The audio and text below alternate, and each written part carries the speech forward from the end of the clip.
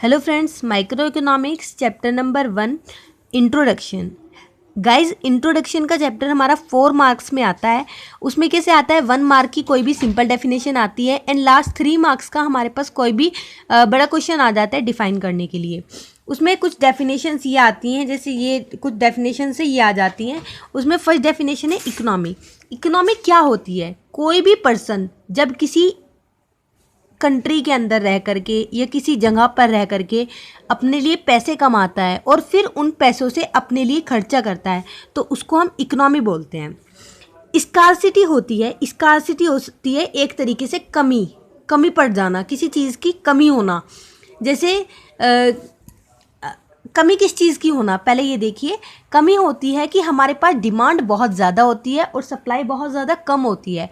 वो कैसे होती है, एग्जाम्पल देखिए। जैसे हमारे पास क्लॉथ्स हैं, क्लॉथ्स कोई भी डिज़ाइन अभी फ़िलहाल में चल रहा है, मान लीजिए वेस्टर्न बहुत ज़्यादा है, तो उसकी डिमांड बहुत ज़्यादा हो जाएगी और जब बहुत सारे बिकने लगेंगे तो उनकी सप्लाई कम हो जाएगी। सप्लाई कम होने से उनका स्टॉक ख़त्म हो जाएगा, तो इस वजह से उनकी सप्लाई ख़त्म हो जाएगी और स्टॉक डिमांड बहुत ज़्यादा बढ़ जाएगी उस स्टॉक की। उसको बोलते हैं हम सिचुएशन को स्कार्सिटी। थर्ड आती है इकोनोमाइजिंग ऑफ रिसोर्सेज। अपने रिसोर्सेज का बेस्ट यूटिलाइजेशन करना, ऑप्टिमम यूटिलाइजेशन करना, ज़्यादा से ज़्यादा यूटिलाइज अपने रिसोर्सेज को करना कहलाता है इकोनोमाइजिंग ऑफ रिसोर्सेज। फोर्थ आती है इकोनॉमिक प्रॉब्लम। इकोनॉमिक प्रॉब्लम होती है हमारे पास बहुत सारे हमारे पास प्रोडक्ट्स नहीं होते हैं, हमारे पास लिमिटेड प्रोडक्ट्स होते हैं, लिमिटेड रिसोर्सेज होते हैं और जिनके बहुत सारे अलग अलग यूजेस होते हैं और हमारी वांट्स बहुत ज़्यादा अलग अलग होती है, तो हमारी ये होती है इकोनॉमिक प्रॉब्लम। इकोनॉमिक्स एक सोशल साइंस है जो हमें स्टडी कराता है कि हमें किस तरह से सोसाइटी में रहना चाहिए, किस तरह से अर्न करना चाहिए और किस तरह से पैसा खर्च करना चाहिए।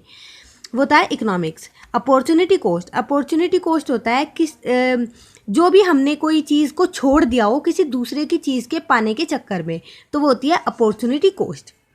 अपॉर्चुनिटी कॉस्ट के एक एग्जाम्पल देखिए। जैसे कोई लेबर है, कोई 15,000 का काम करता है और साइड से उसको एक जॉब का ऑफर आता है कि वहाँ पर उसे 20,000 रुपीज़ मिलेंगे, पर वो अपनी जॉब नहीं छोड़ता है और वो 15,000 के वर्क पे ही कंटिन्यूसली काम करता है।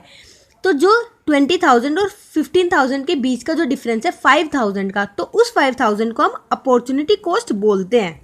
Opportunity cost. नेक्स्ट आता है आपका प्रोडक्शन पॉसिबिलिटी फ्रंटियर।